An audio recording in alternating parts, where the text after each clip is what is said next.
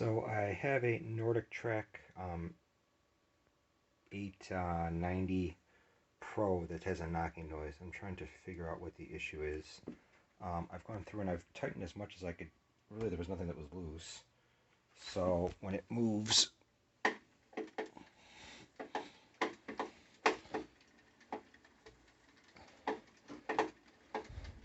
it's actually not as bad as it usually is. But nothing, usually it's clunking a little bit heavier than that. Nothing appears to be out of alignment.